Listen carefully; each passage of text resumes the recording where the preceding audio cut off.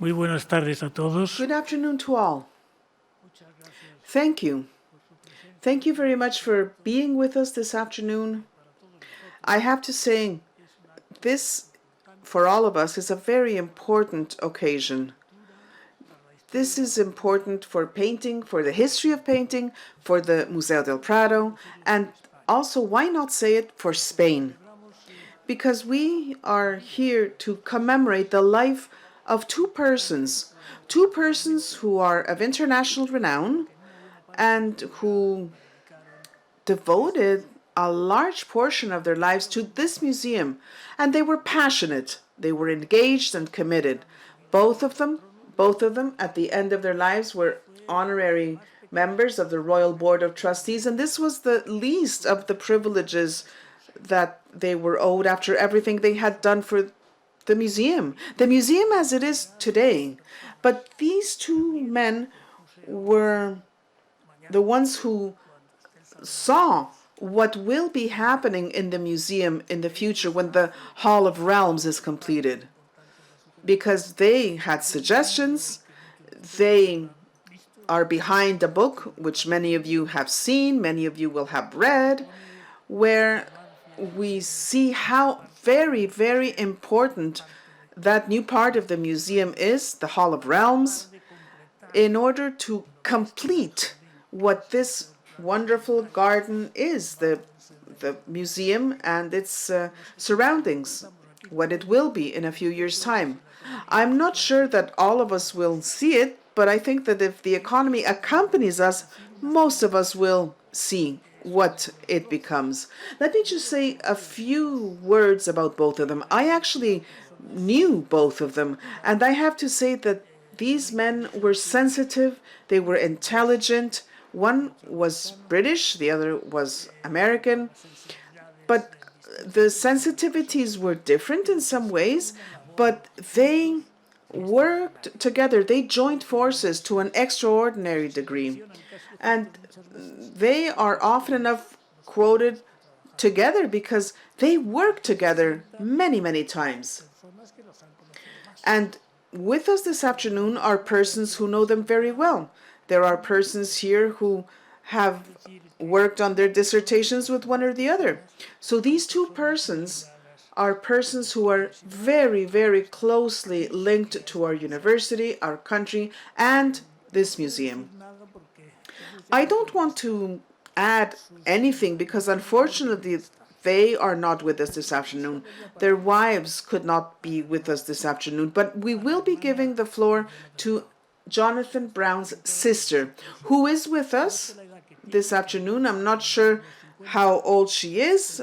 She's over 50, and we have had lunch together. We have walked together to the museum. We have talked about everything that had to do with your brother, and it has been very touching. I have to say, it was emotional. I'm so happy that you are with us this afternoon and that you are here in representation for your truly beloved brother. And thank you. Thanks to all of you. I have to say that I'm very impressed by the activities that the museum carries out. I continue to be impressed. The people of Madrid love their museum. A few days ago, we had a meeting here, and the museum was a full house. Today, it's a different event, and it continues to be. It again is a full house. So I have to say that this museum is one of the best things Spain has to offer. Thank you very much.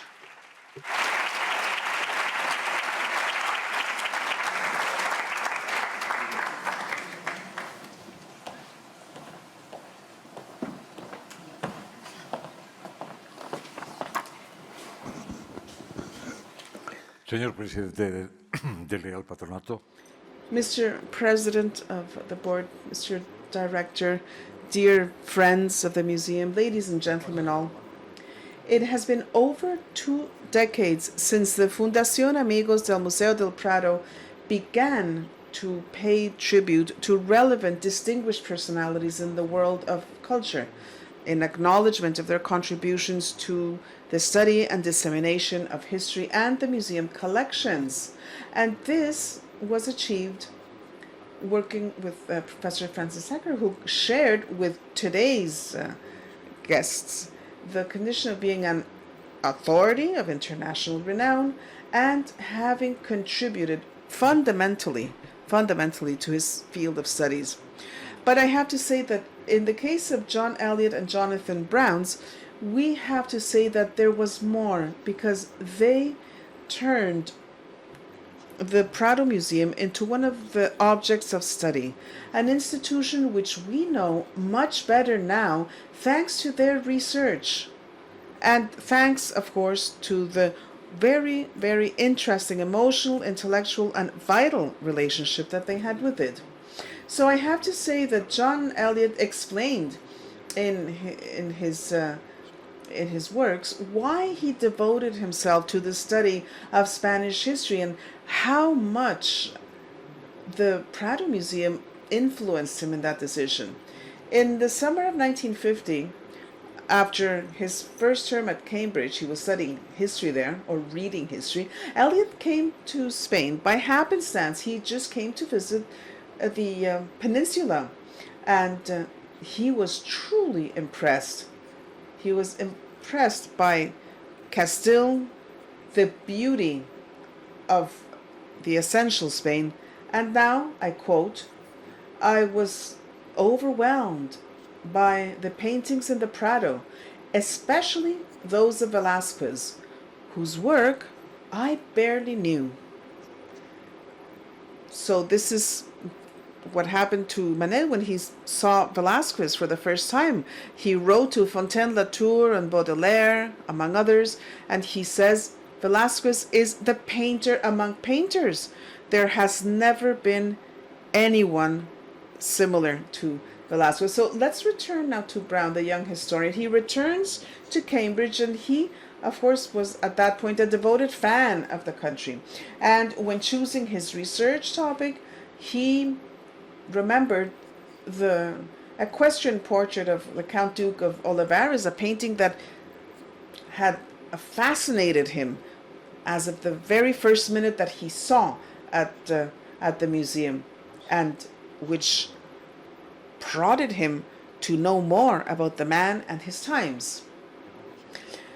And in a similar way, Jonathan Brown recounted the origins of his connection with the Prado and how, as with Elliott, it was the museum that determined the path he was to follow as a researcher. During his tenure of the chair, this is in 2012, Brown explained that back in 1958, he spent the third year of his university studies at the Complutense University in Madrid. And when talking about the museum, he would say, for foreign visitors to the Prado, well, this museum is a storehouse of masterpieces of Western European painting. But to my innocent eyes, he says, it was paradise. So much so that I took the decision to make the study of those paintings my lifetime's work. So these two encounters with the Prado were followed, both of them, by decades of study devoted to Spanish art and Spanish history, which of course produced extensive results. Others, better qualified than I, will doubtless describe this, and they will address their research and their contributions. And I have to say publicly, thank you. I need to express my gratitude openly to both professors because they were so very willing to work with our Fundación. They were, both of them, of course, members of the academic committee of the encyclopedia, that's Brown's, and both of them contributed with excellent lectures in the courses organized by this institution. And more recently, when talking about Velázquez, and this is 2021, this was probably the last of Professor Elliott's addresses, and this actually was from home. in Oxford. He was at Oxford then because the pandemic, of course, did not allow him to travel to Madrid, as would have been his wish. And I would also like to say that in addition to appreciating their books, exhibitions, and lectures, I had the great and good fortune of enjoying a lengthy personal relationship with both of them. This because of their connections with the Prado and because they were members of the board of the Fundación Duques de Soria. The mission, of course, is the study and dissemination of Spanish culture. And thus I was able to appreciate firsthand their generosity, their kindness, and their elegance. For all of the above reasons, I am truly delighted to participate in this homage, which represents but a small recognition of their more than proven merits. And I have to say that they are awarded this prize, Fundación Amigos del Prado, which as of 2020 is going to bear the name Plácido Arango, who was, of course, a member of the board, a president of the Real Patronato, and a very generous benefactor of both entities. And finally now, I would like to send my very warmest regards to the families, Sandra Brown and Una Elliott, who unfortunately cannot be with us this afternoon. They were unable to travel to Madrid, and Judith Davis, sister of Professor Elliott, who is in fact with us this afternoon. Thank you very much.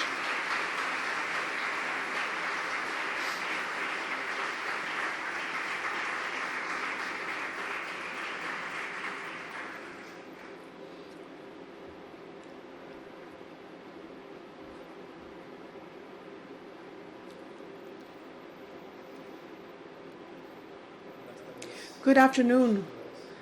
Good afternoon, ladies and gentlemen, relatives, friends of John and Jonathan's. On 23rd June, the funeral for Sir John Elliott was held at the University Church of St. Mary the Virgin in Oxford. It was solemn and it was very emotional.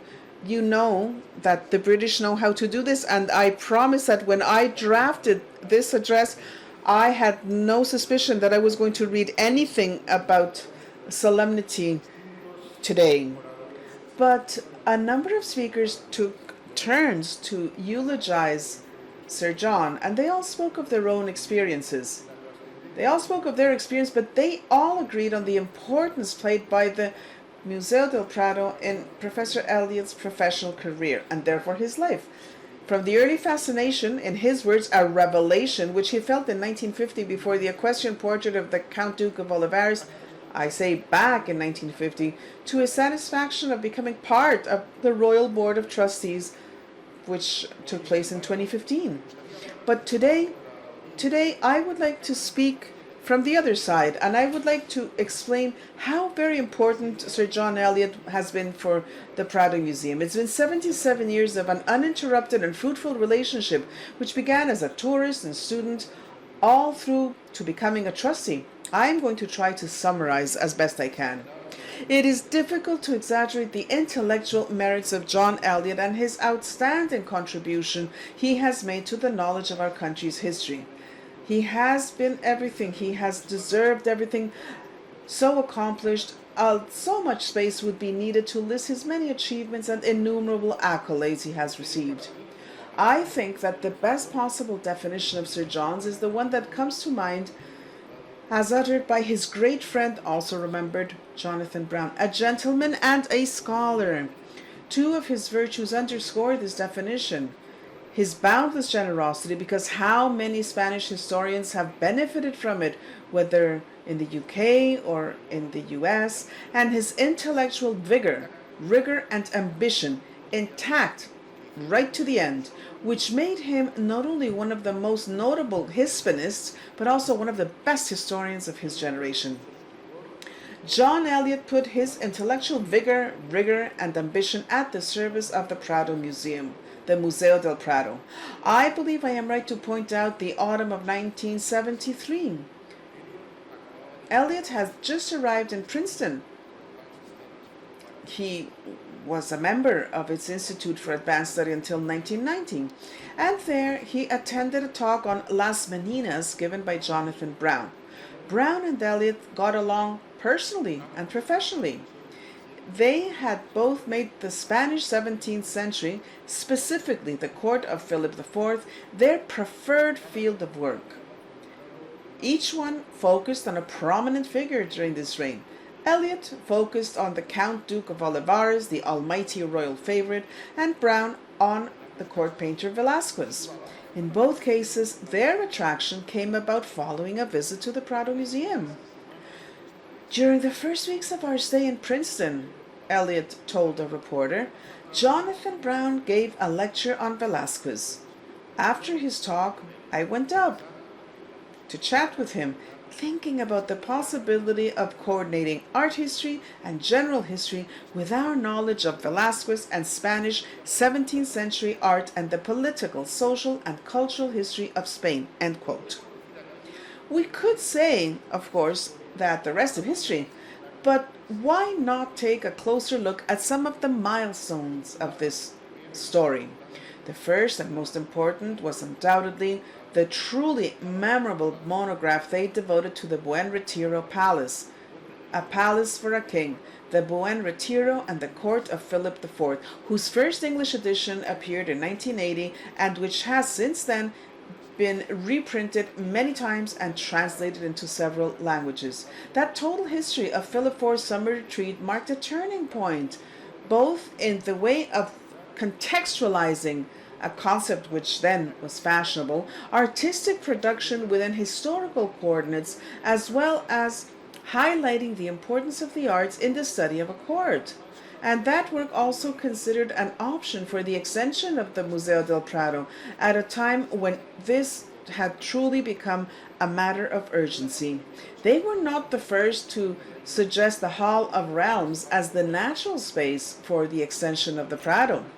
This had been done before from different perspectives by Elias Tormo, Francisco Javier Sanchez Canton, Enrique Lafuente Ferrari, and Alfonso Emilio Perez Sanchez, but Brown and Elliott made a decisive contribution towards bringing the topic once again to the fore and thus helping to make it happen by presenting and defending the project before the highest authorities of the land. The project began to take shape at the start of this century.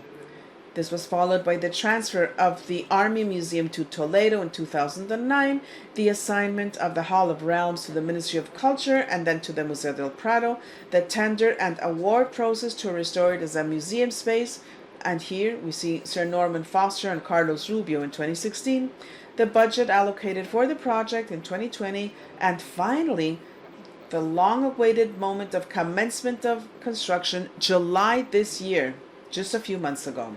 Meanwhile, the exhibition, The Palace of the Planet King, Philip IV and the Buen Retiro, 2005, allowed for the possibility of having a near recreation of the Hall of Realms in the north side of the central gallery of the museum, offering one of the most eloquent images that I remember of Brown and Elliott, which you see on screen.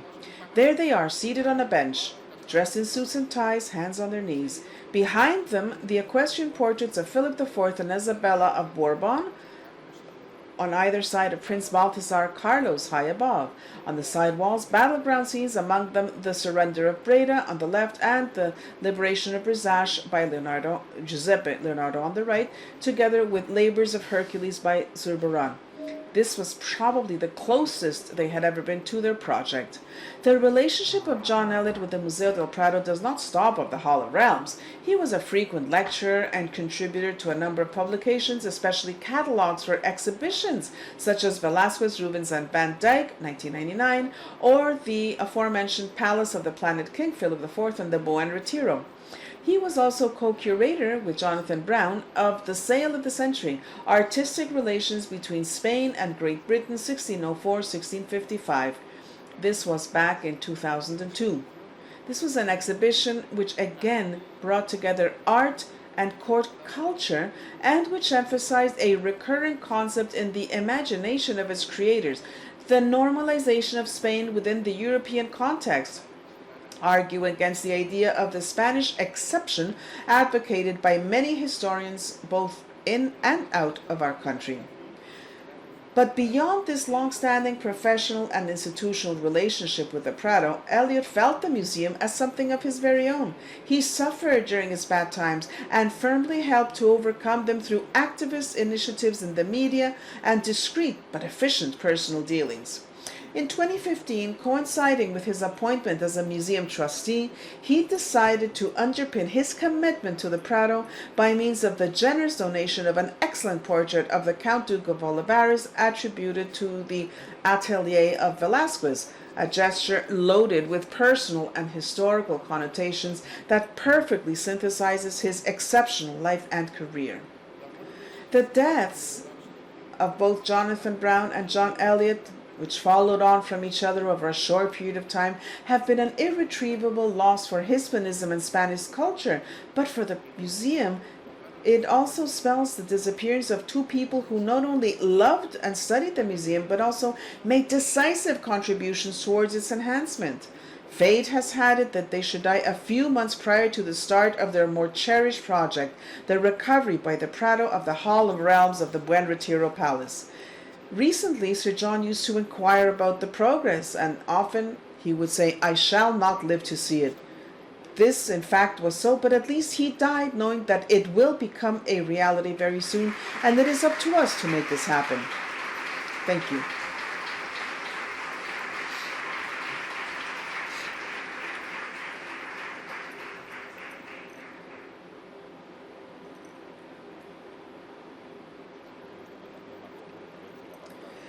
Could we see that same photograph, please? Here. I like seeing Jonathan there.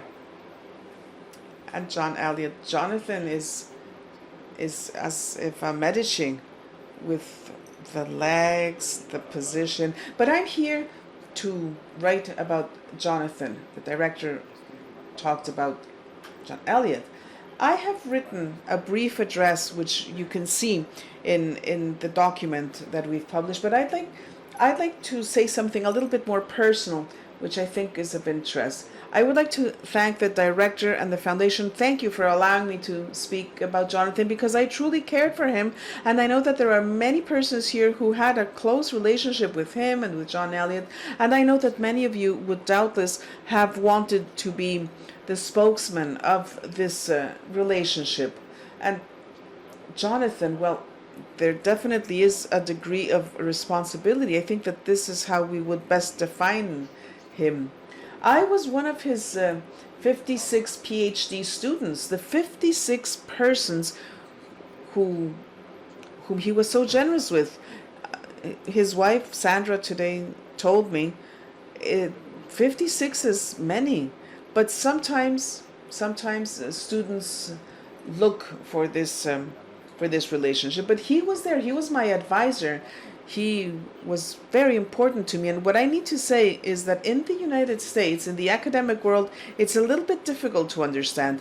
It's more kinship than a professional relationship, and it spells the beginning of a path to be followed to overcome obstacles, which consolidates into a relationship which calls for intellectual relationship, a legacy, a way of understanding life, a way of understanding a profession. I remember meeting PhD students of Jonathan's when I had already completed my studies at the Institute of Fine Arts. When I met Coco, well, we were not classmates, but we were both former students. We had shared an advisor, so we were like family. We were part of the same community. It's very important, as I said before, it's very important to think about the ethical elements. He was essential for me as a person who was close to Jonathan, a very positive person, idealistic, understanding how important responsibility is.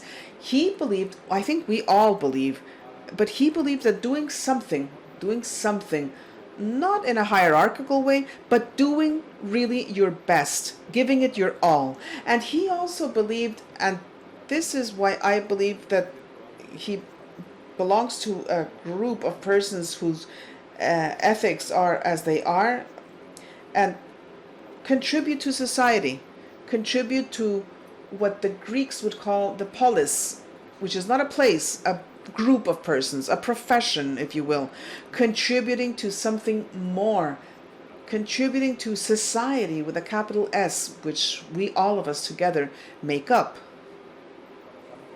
Working with Jonathan was being a part of this idea.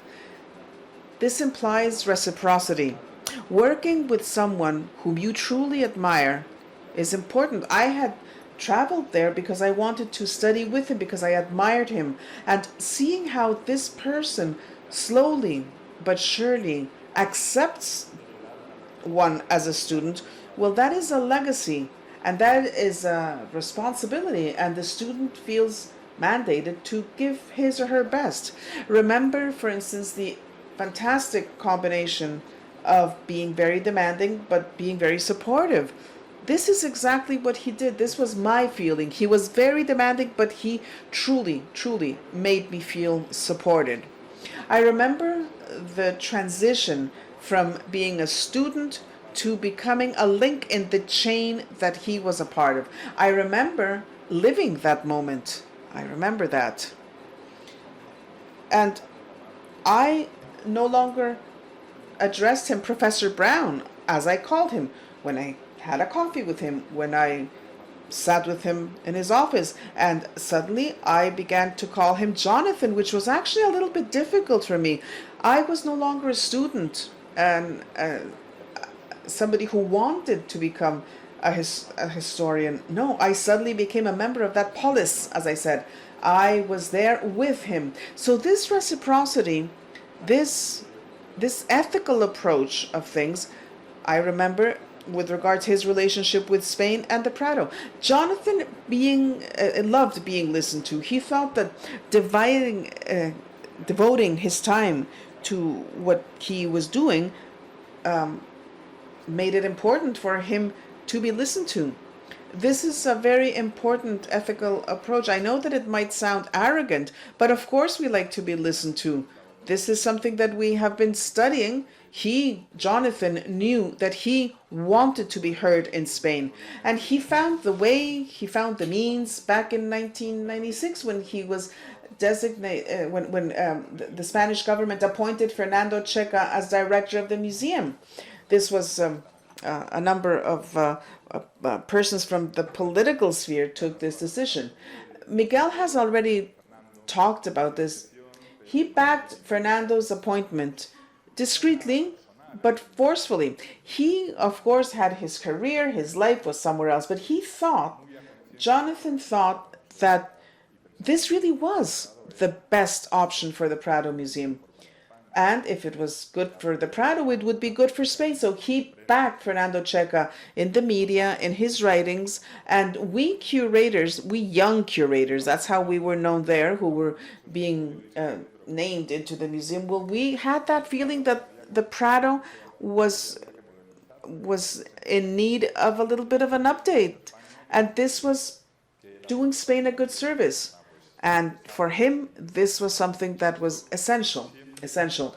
I repeat, I always had the feeling that he was a person who understood ethics as a collective support to the polis. This was absolutely essential for him. And finally, an anecdote. I think 4 or 5 years ago, I was at the University of New York. I was a guest lecturer there. This is on Fifth Avenue and 78th, just 2 classrooms. It's, I think, easy for me to remember my classes there with him, and he insisted that I visit him in Princeton. Now, of course I was going to visit him. I was living in New York. This was very important for me. How could I not visit him? He was unwell, but he insisted, come quick, come soon, come quick, come soon. And I would say, of course I'm going to visit you. This is number 1 on my list. Well, I visited him and his wife Sandra, and he was not well. He was not well physically. It was difficult for him to share his writings for me. He had written about Murillo. Perhaps some of you might remember this better. This was about 5 years ago. It was difficult physically. It was difficult for him to live. It was difficult for him to eat, for instance. And this visit was another example of this feeling of accountability, this responsibility. For him, it was important to maintain this relationship that he had had with the student. He felt that he needed to show me what he had written. So just this idea, remember this understood responsibility, important for a community, for a society. And thank you. Thank you very much for allowing me to speak about him.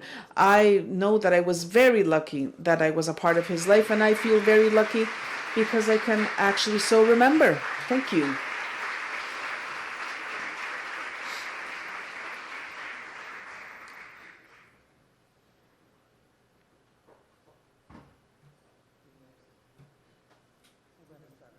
Well, good afternoon, ladies and gentlemen. Two great scholars, both giants in their respective fields. For me, and for many of us present here today, two lifelong friends, now departed, and settled together, let us hope, in their own buen retiro. So the relationship I had with John and the one I began with Jonathan were far from the same. I met John in 1965 when he invited me to do my doctoral studies under his guidance at the University of Cambridge. Right from the start, he allowed me to choose my own topic and the focus of my research. It was clear, however, that our relationship was not going to be one of equals. John was the teacher, and I, the student. And in some ways, this hierarchical interchange has continued over time. So, as recently as last December, for instance, after John watched via Zoom a lecture I presented here in Madrid, well, he offered me some advice. Richard, I couldn't hear you well. Richard, you moved your head too much. You didn't speak directly into the mic. You need to improve your presentation style in the future. So, teacher-student, that is the case. That was it. What I, however, have to explain is that there was a shared friendship, one that began symbolically when I defended my doctoral thesis in the summer of '68. Until then, Elliott always addressed his letters to me with the greeting, "Dear Kagan." But afterwards, he changed it to "Dear Richard." Dear Richard. Perhaps a small detail, yes, but important in the sense that it helped to establish a new connection between equals. So over the years, that relationship came to resemble the kind that exists between two partners. One is senior, the other is junior, and this in a business enterprise. In this case, an enterprise that is devoted to furthering understanding of the Spanish past. In order to advance further the interests of this business, John, as befits a senior partner, did his best to support the career of his junior, but never hesitated to give me advice that he deemed useful. And similarly, as befits good partners in any firm, we did our best to meet as often as we could. So we visited Baltimore, our home, or we visited at his home. Here, as we see, his home in the outskirts of Oxford and Iffley. Also, so many visits to museums and exhibitions in different cities, and recently the Ashmolean Museum in Oxford, always followed by a copious lunch in the museum's rooftop restaurant. Because do remember that John was very slim, but he loved his food, and he never turned down a dessert, especially if it involved chocolate. And I do remember other visits, other excursions to more remote destinations. Guatemala. We were visiting Tikal, and John, who was then 75, preferred to sit, relax, and listen to the monkeys rather than climb to the top of the Mayan pyramids. So these outings to different places, these delicious, sumptuous meals were also part of my friendship with Jonathan. Among the many dining experiences we shared together, one stands out in particular, a dinner, and I remember as if it were yesterday. It was the summer of 1980, and Jonathan and I met in Madrid, and we went to El Caldero, a seafood restaurant in the Barrio de las Letras, where we enjoyed an exquisite salt-baked sea bass. I had the opportunity of chatting about history and art history with Jonathan on several previous occasions, but that was an especially memorable occasion because at that point he was a part of a committee of art historians and museum directors who were planning an exhibition of paintings by El Greco. So as we tucked into our fish, I told him of my recent researches in the archives of Toledo, and I spoke also about my interest in the history of that city. So Jonathan asked me if I would be interested in joining the exhibition's committee as its historian. Well, no doubt about that. I understood the possibilities of a project centered on the Toledo of El Greco's. I said, yes. So in the short term, this decision led to a collaboration with Jonathan in this El Greco exhibition, which was inaugurated here at the Prado the spring of 1982, and then at Washington's National Gallery of Art. In the long term, however, this same decision, this sea bass lunch, was very important, a decisive turning point in my career. I turned away from social and legal history. I moved towards cultural history and other topics related to the history of art. And this decision also introduced me to the workings of museums and exhibitions, and on a more personal level, the good fortune of meeting my future wife, Mariana Shreve Simpson. So the takeaway is never underestimate the importance of a good salt-baked sea bass.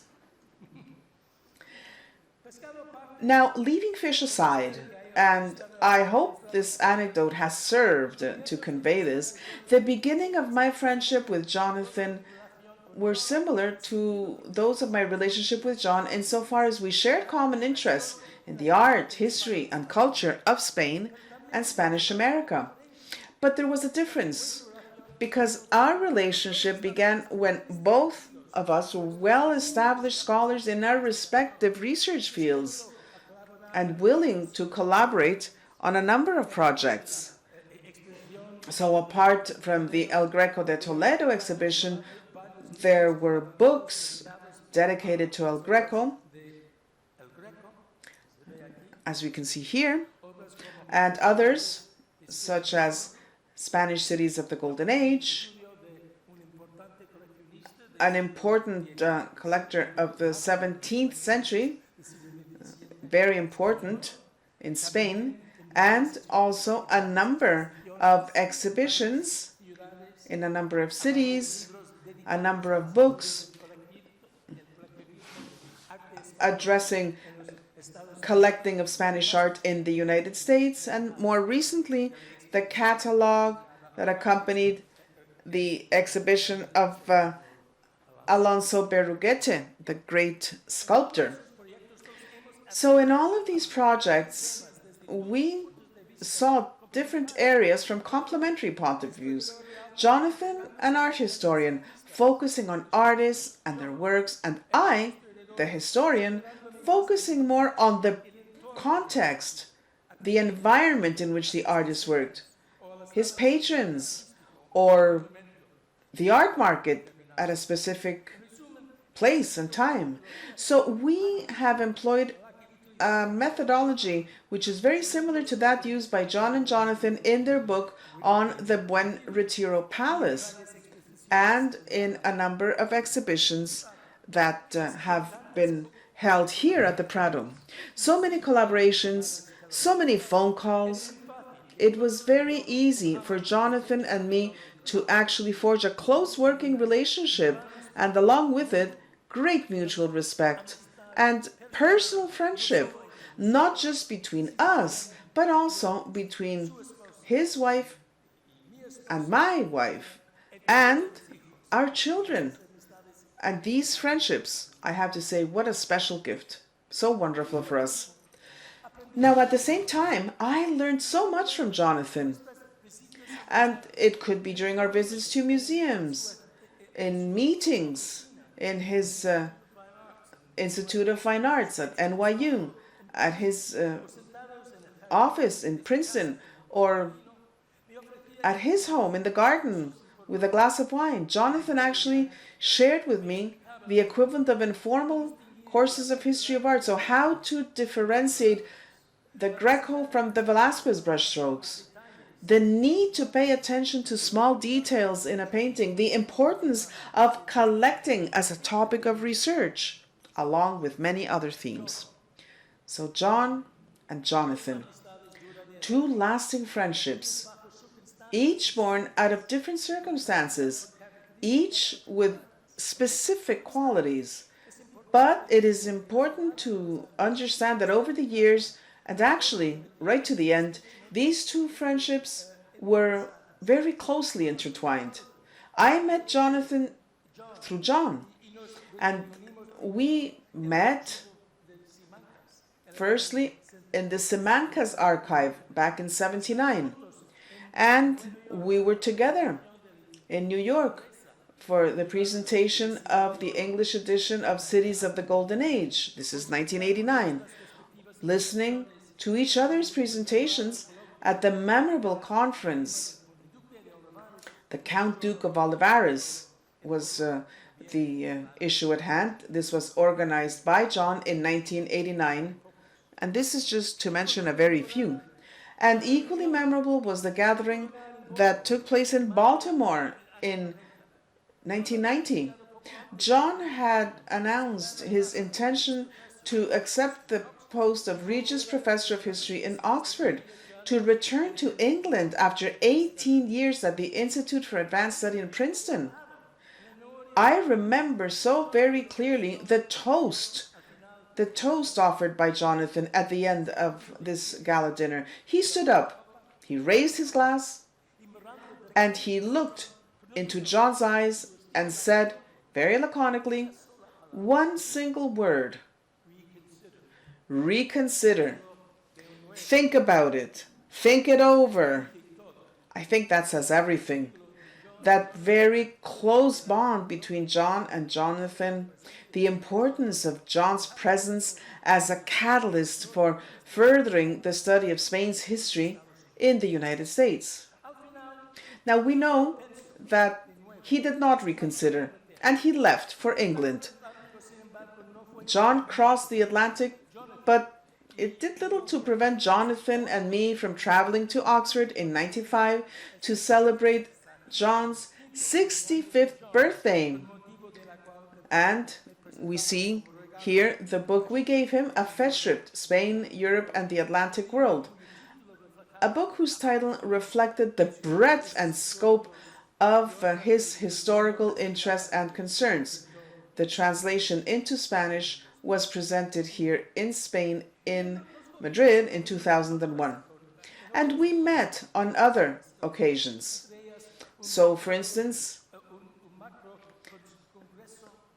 a very important congress that took place in Cordoba with Her Majesty Queen Sophia, Oxford, a party in Oxford in 2006. This was John's birthday party in Oxford in 2005, and then in 2006 we all three met in London. This was the conference organized in conjunction with the Velázquez exhibition at the National Gallery. In my talk, I focus on the pictorial program of the Hall of Realms of the Buen Retiro Palace, and my interpretation was actually quite different to John and Jonathan's in their magnificent book, A Palace for a King. The auditorium was full as this hall. Hundreds in the audience, but from the lectern I only saw 2 persons. And afterwards Jonathan said, "Well done, Richard, you are right." John, a little bit more reserved, had his doubts and was not about to give up his interpretation of the hall. "Interesting," he said, "but I am not convinced.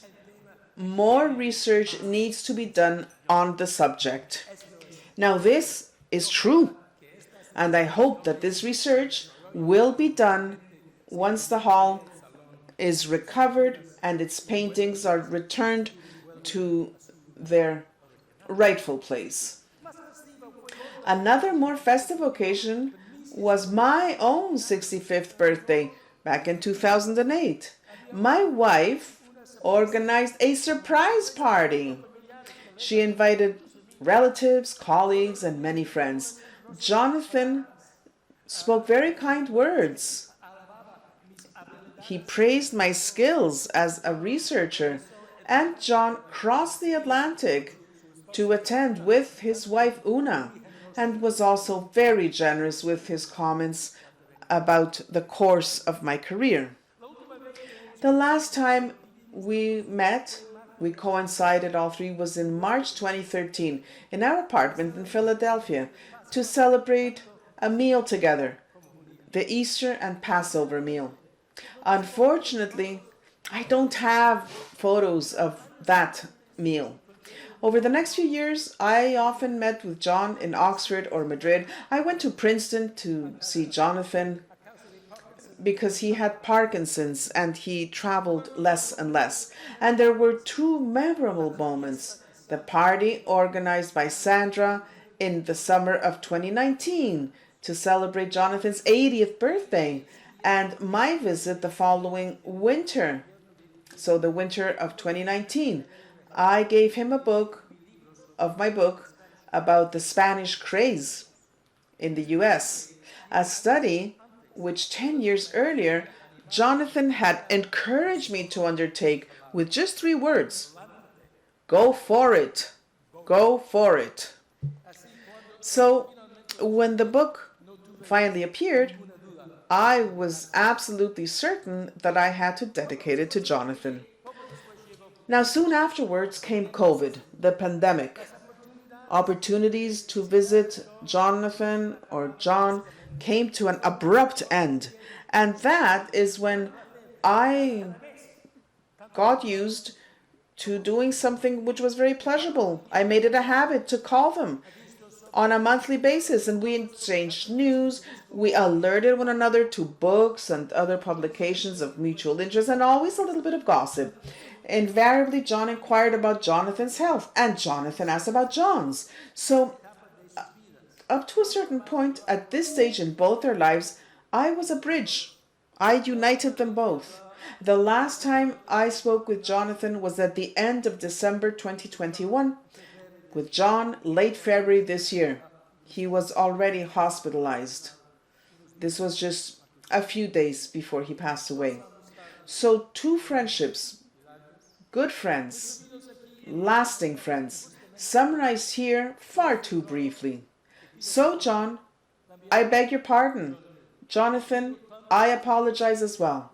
I owe you more than can ever be described. My life and the lives of many of us who are here today is emptier, much emptier without you. You have left a gap that cannot be filled. Thank you so much for everything, and we will see each other again someday. Thank you very much.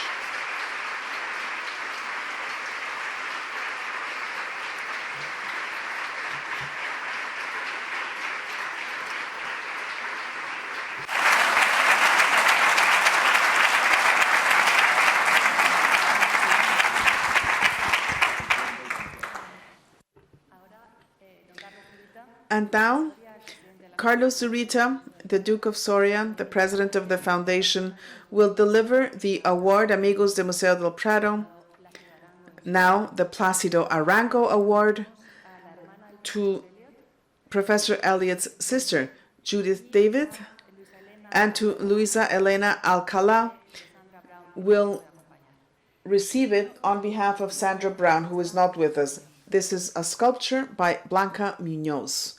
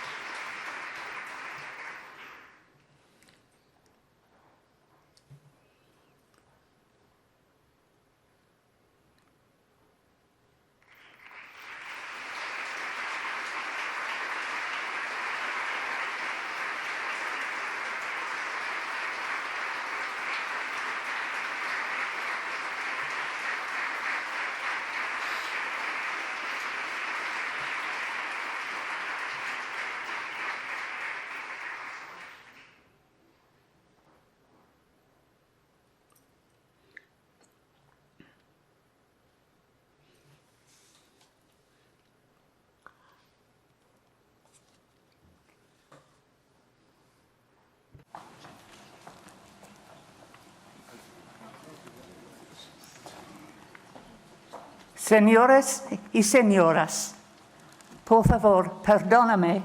Ladies and gentlemen, I apologize for addressing you in English.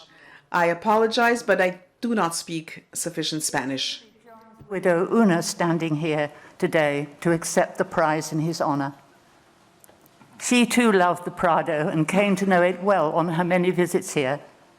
But she's no longer well enough to travel, and I am therefore here in her place as John's sister. It is a very great honor and privilege for me to do so. For so many years, John would tell me stories of his visits to the Prado, from the time when he first came here, aged 20, and fell in love with the Velázquez portrait of the Conde Duque de Olivares, and subsequently fell in love with Spain and her history, and devoted his long life to understanding it. I heard too about the subsequent collaboration with Jonathan Brown and the rich and rewarding friendship that they formed.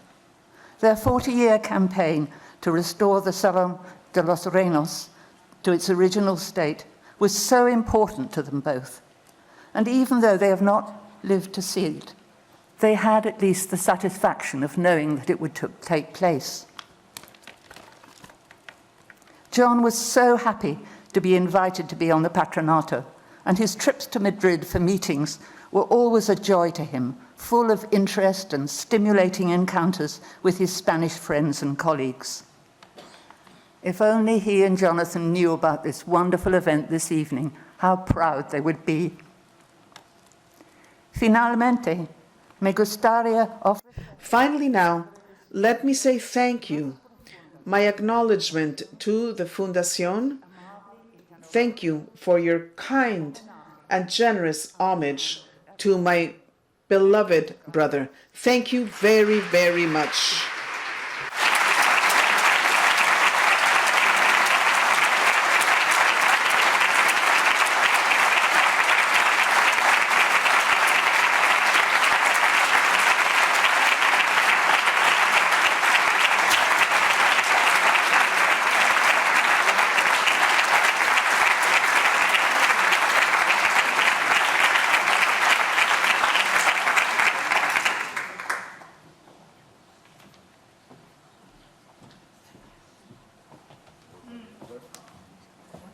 Buenas tardes, señores.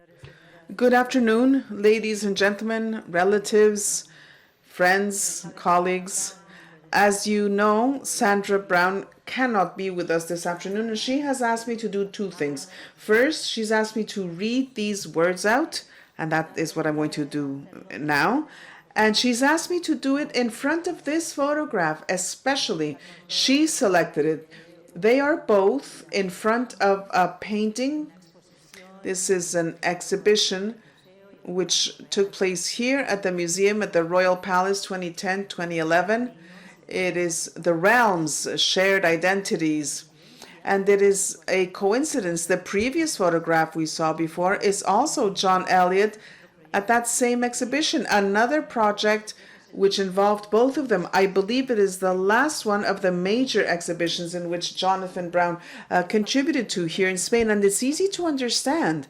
Sandra has wanted to share this image. I think that it stands to reason. Good friends for so many years. Now her words. I truly regret not being with you this afternoon to participate personally in this wonderful homage to my husband. I would want to say thank you to the Duke of Soria and the Fundación Amigos del Museo del Prado. Thank you for organizing this event in homage to Jonathan. 1958 was the year when Jonathan spent his third year of university studies at the University of Dartmouth studying Spanish literature. This was in Madrid. And this was when he discovered the Prado Museum. This was when he fell in love with Spanish art. This love was lifelong. Now, it's been years, and throughout these years, the Prado became his home away from home. It allowed him to participate in many wonderful exhibitions, and it helped him also to better understand his vision of Spanish art. He shared his passion with me, and I, of course, fell in love with Spain and her magnificent culture. The homage of the Amigos in acknowledgement of John's commitment vis-a-vis the Prado is definitely satisfactory for my family and myself, because we know in our heart of hearts how much this would have meant for him. Thank you very much.